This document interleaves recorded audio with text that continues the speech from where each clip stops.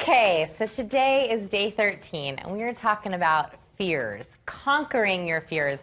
And I know fear is not a very sexy topic, but I promise I'm going to make it worthwhile. Here are my 3 goals for today.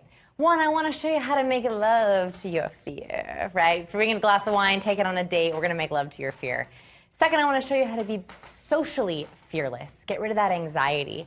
And last, we're going to talk about imposter syndrome, how to stop feeling like a fraud and harness our inner worth. So our warm-up today is actually, I had our audience members fill out their biggest fear. So at home, I want you to write in your workbook what your biggest fear is. And what we're going to do is we're going to pass around the hat with all the answers of our biggest fears, and we're going to read off biggest fears that have been submitted. They're all anonymous. I didn't want anyone to feel like they had to share their fear because it's a little scary. So we're going to read each other's biggest fears. Will you fill it out real quick, Ben? Sorry, I thought they were all in. Otherwise, we'll run out like last time. Okay. I am afraid that I'm too awkward to pick up on conversation. I'm too awkward to pick up on conversation. Yeah, how many people does that happen to? Absolutely. In fact, I feel like I overhaul conversation and I interrupt conversation because I'm a little awkward. Yeah. Worry and fear. Worry and fear. So fear is your biggest fear. And we heard about that from Dana as well. I think that's a very common thing, that we're afraid of fear itself. Lacey. Fear of no achievement in my life. Lack of achievement. Yeah, absolutely. Or not achieving your goals. Fear of my husband dying.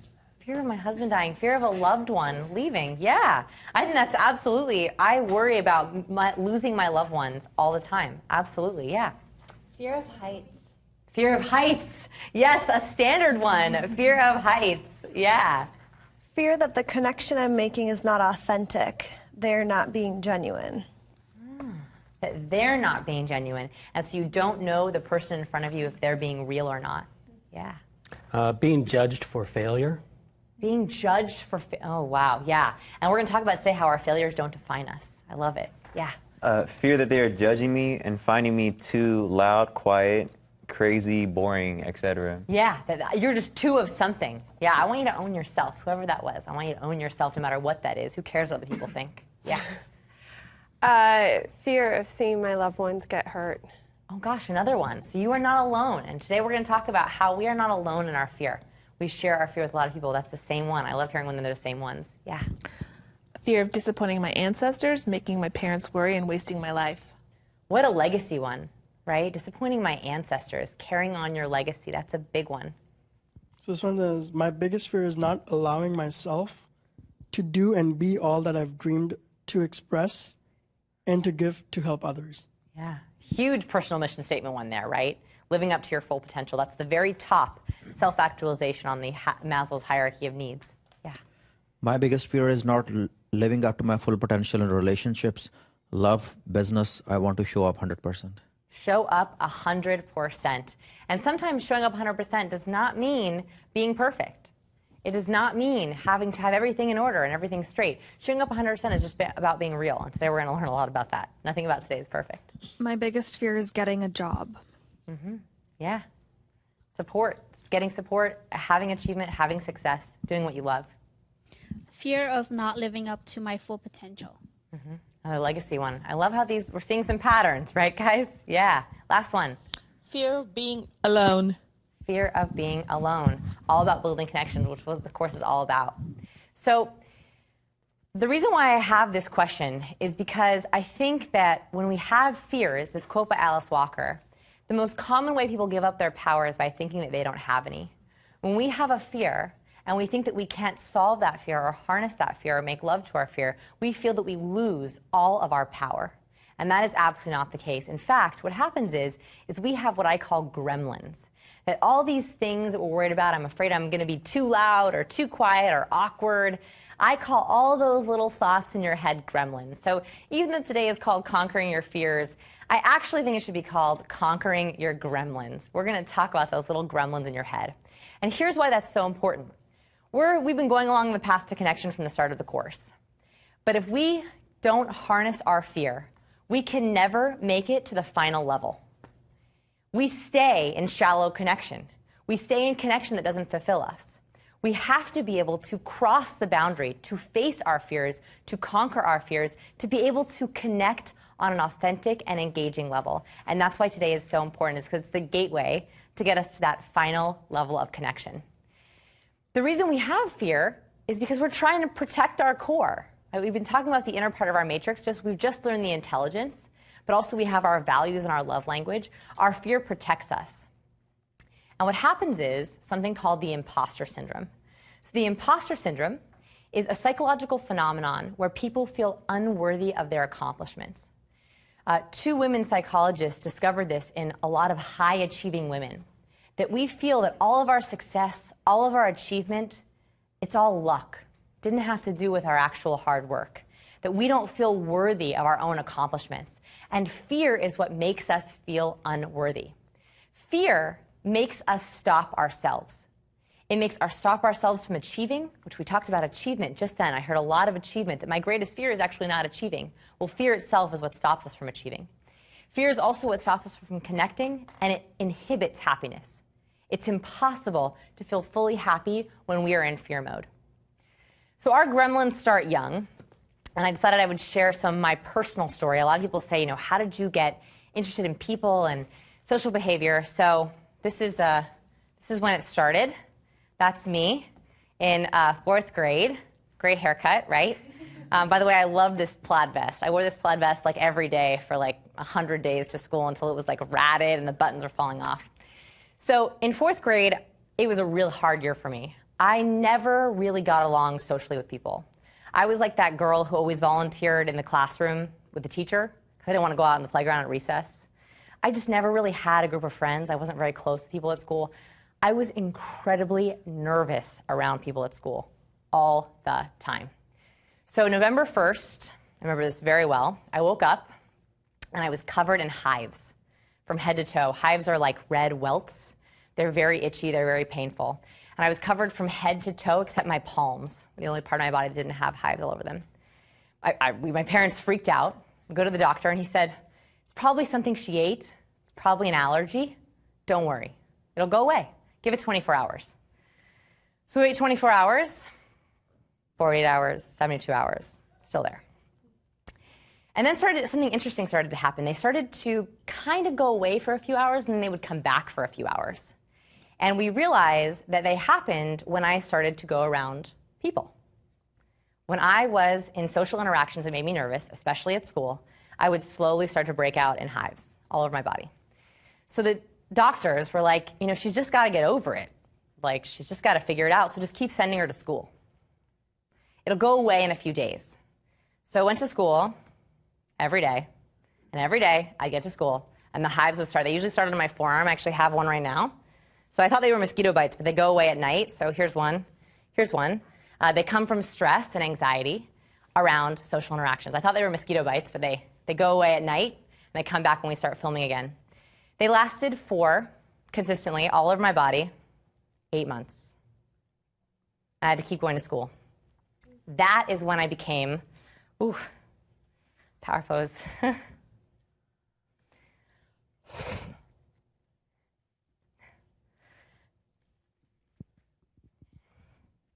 It's interesting, Vanessa, because I've suffered similarly to this as well. I used to get hives terribly as a child, but I didn't actually know why. Maybe you finally nailed it for me. Patterns, This social could be patterns. it, isn't it? It's an They're interesting thing. reminders. Yeah. Thankfully, I don't think I can't remember the last time I ever had them, but I do remember that was a big thing as a kid. And I was the kid who hit a recess. Absolutely, and wore this plaid vest. I still do. I love your plaid vest, and thank you for that save. Yeah. So that is when I became an observer of people. I think, obviously when I had hives, I wasn't going to go out to the playground. I wasn't going to start talking to people. That's when I started realizing, why are these people so confident? What is it that they have? How do they find this inner confidence? How do they conquer all their fears?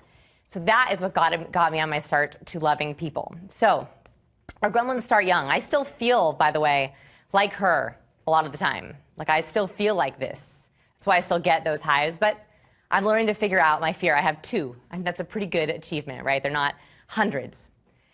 This is all about a self-narrative. This is a story that we tell ourselves about ourselves. The story that we have running in our brain about who we are, why we do things, what we do. It's our own personal narrative. I love this, that Al Capone saw himself as a public benefactor. His self-narrative to do what he had to do was that he was helping the public. That speaks to a very important self-narrative about what was driving him. So in our self-narratives, there's lots of parts.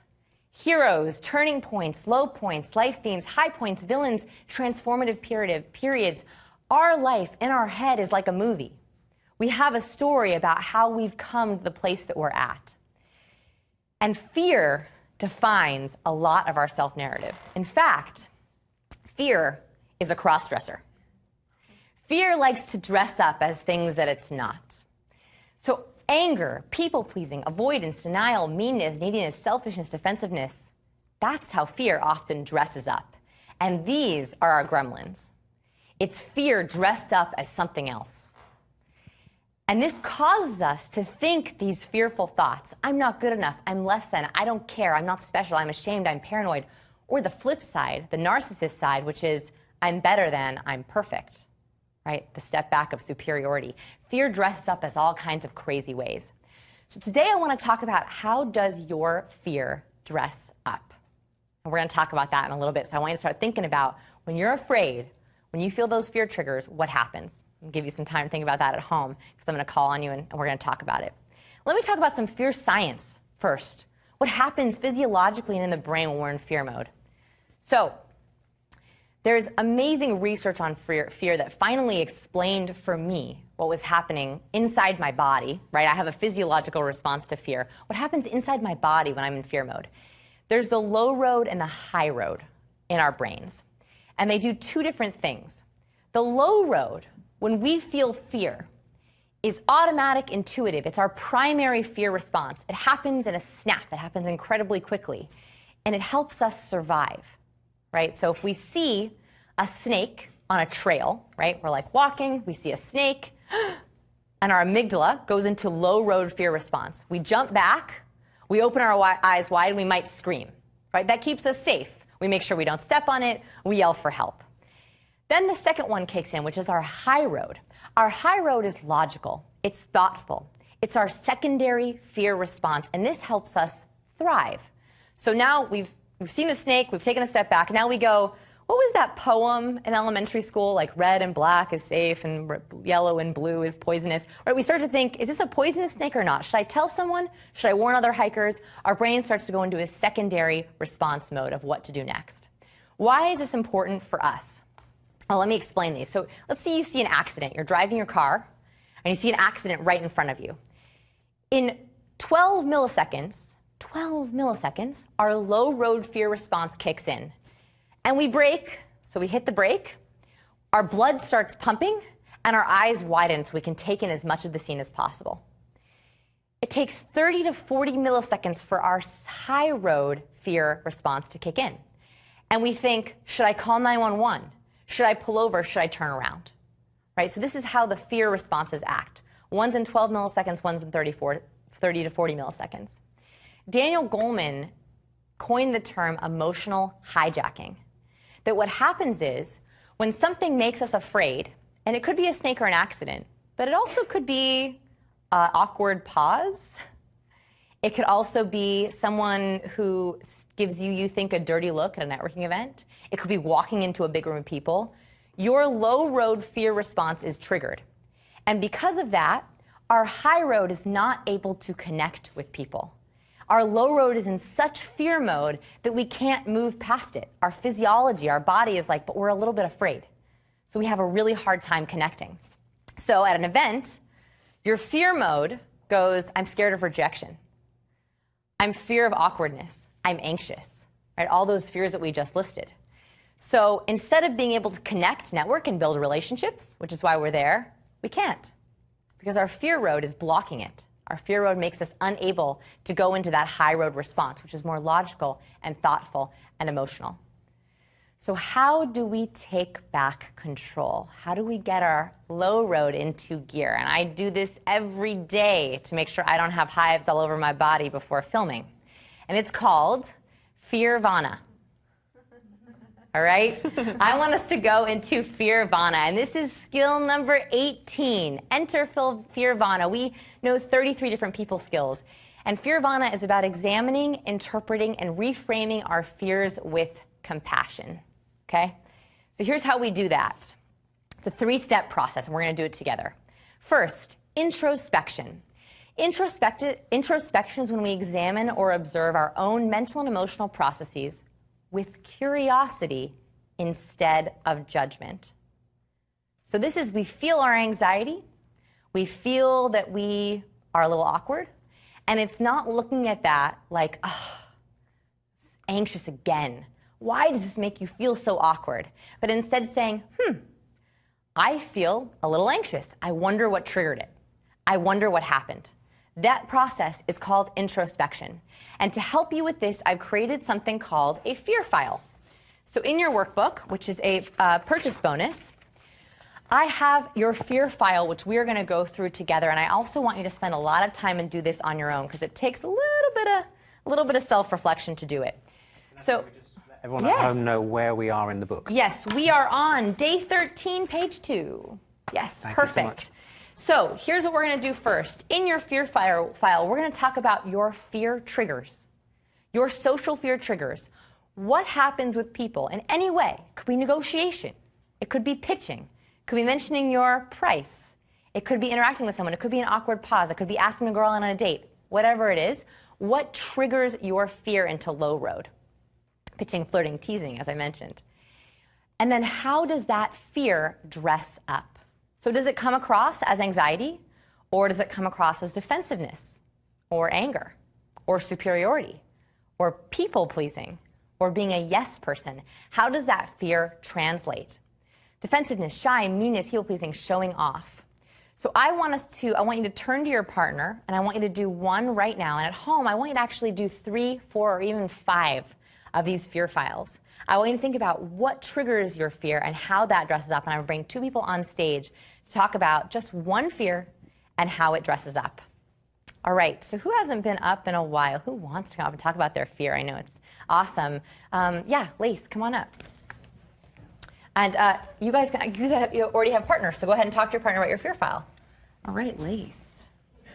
Here, you stand right there. So first, tell me a trigger. Feeling like I have to save somebody. Oh, when does that come up Like we're for you? in conversation. Yeah.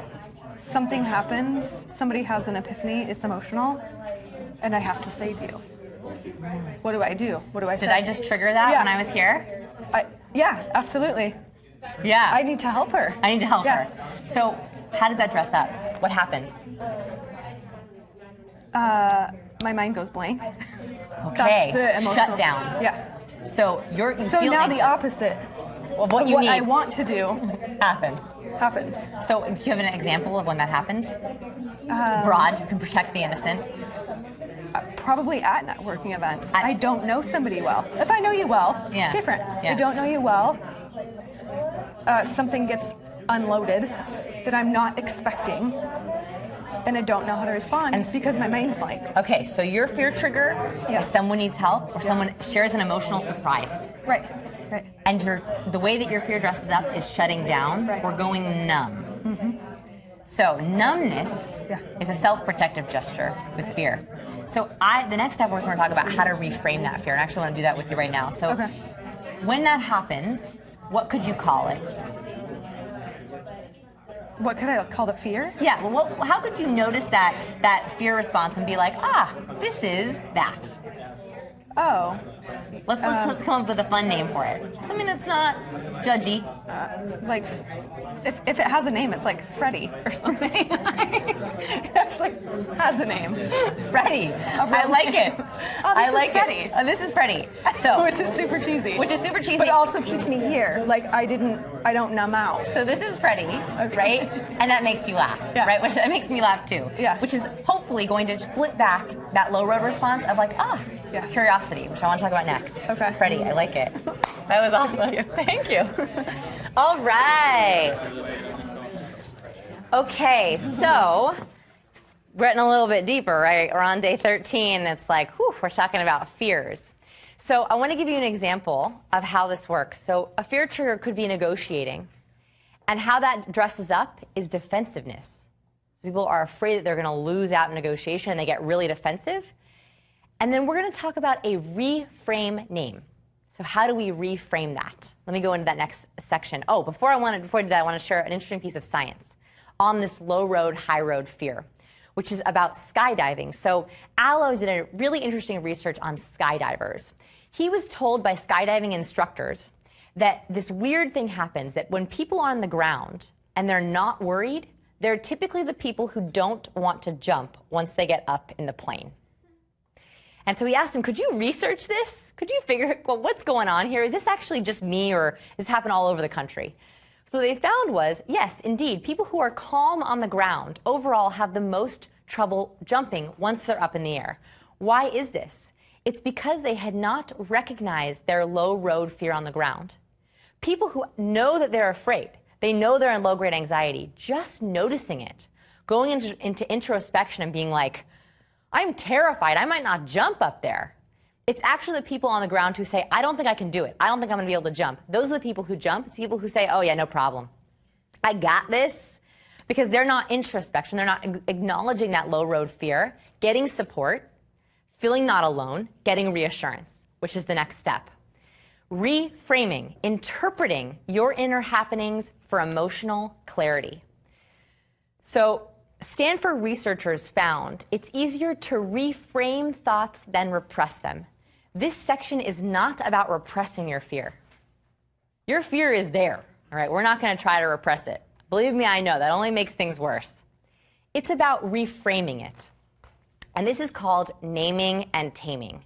Matthew Lieberman at UCLA did research on what naming our fear does, that it actually changes our physiological response. He found that labeling your emotion lessens physiological reactions in the amygdala, which lowers our fear response. This is like incredible. He put people in MRI machines, and he showed them fearful images. And then he said, name the fear. How fearful are you? And they said, I'm really afraid. And immediately, the second they did it, their fear response in their brain dropped. Just naming our own fear, saying, yep, I feel pretty anxious. I feel pretty anxious right now. Even that, our brain goes, I've been recognized. It's almost like a kid that's like, Mom, Mom, Mom. As soon as you say, yes, honey. What is it, honey? They're like, nothing. Right? They're just calling because they want you to notice them. It's kind of a similar thing with fear. Once it gets noticed, the physiological response lowers. So, clarity. This anger is showing up as fear. This anxiety is showing up as fear. This defensiveness is showing up as fear. Noticing how it cross-dresses. Turning that negative self-talk into clarifying self-talk. I don't need you to do positive self-talk. I just want it to be clarifying. What triggered it? Why did it happen? It's making me feel sick to my stomach. That's interesting, right? Clarifying self-talk. And then lastly, and this one takes some guts, it's renaming your fear to something else.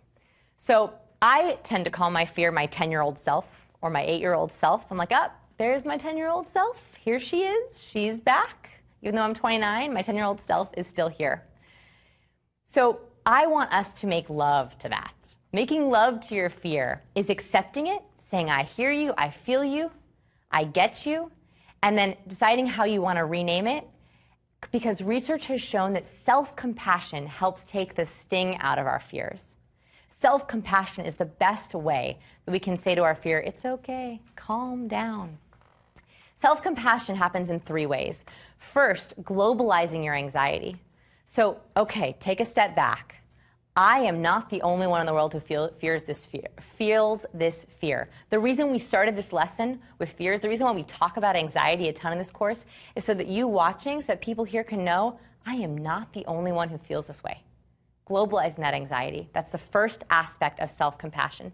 The second aspect of self-compassion is knowing that you are not alone and building your support system. In your workbook, I have your support system that I want you to build. I actually want you to write it down. And we need support in a couple different ways. We need emotional support. We need problem-solving support.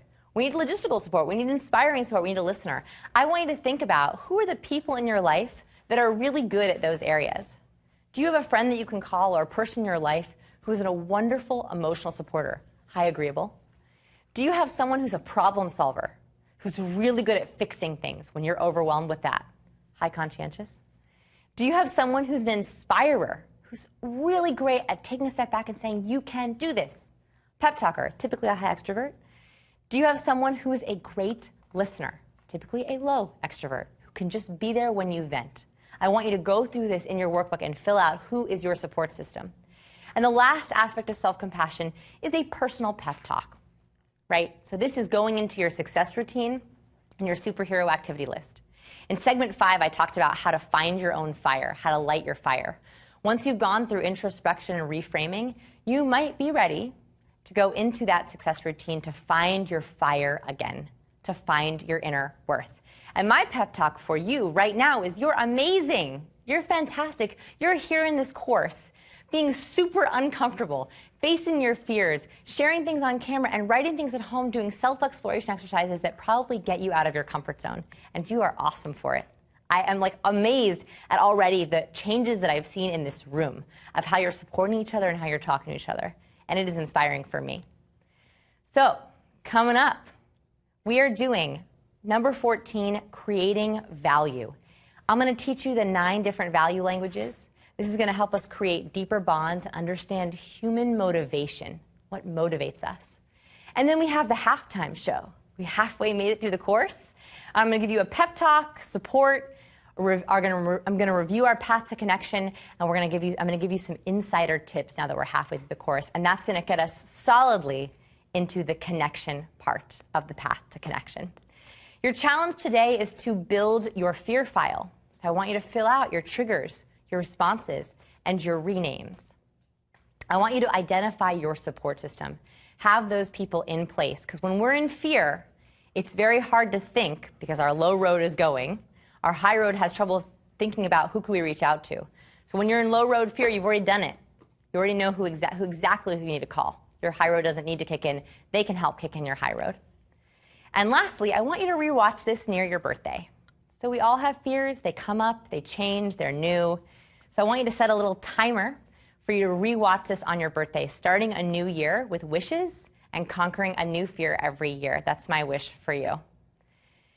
It's time for what's the most important thing that you learned today. JK, will you join me? So I want 3 people at home. I want you to write about what your most important thing you learned today was. Tell me on Twitter with the hashtag PeopleSkills at Vivan Edwards. The best answers will win my free dating and entrepreneur course, and I can't wait to hear from you. So we have any big aha moments? Yeah, Maggie. Confronting your fears, like head on, just identifying them, recognizing them, and not necessarily, like, yeah, just to confront them makes them less Right, they actually make us painful. stronger Yeah. if we confront them. Yeah. Basically, like everything, validate your fear. Acknowledge it's there. Yeah. And we Validate often do yourself. the opposite, right? We push down our fear. We're like, no, I'm not anxious. I'm hopefully asking you to take the courage to do the opposite. Yeah, thank you for getting that. One more, yeah. It's interesting that the fear is, it's like that fear is the thing that you manifest. You know, so when we were talking about it, it was just, you know, I'm afraid of this, and actually what you're doing in all of the, you know, and the masking and stuff is just you manifesting that fear. You're bringing it out. Yeah. So. Yeah. Thank you for your courage today. Thank you for being vulnerable. Thank you for being patient with me and my vulnerability. And I hope that you enjoyed and felt inspired at home as well. I think it's inspiring an awful lot of people. And don't forget, you can have the bonus with purchase, which is the workbook. I forgot what it was called there for a second. The workbook, which is 122 pages. Really do recommend that you have this. And we hope that you'll join us for our next segment. We'll see you then.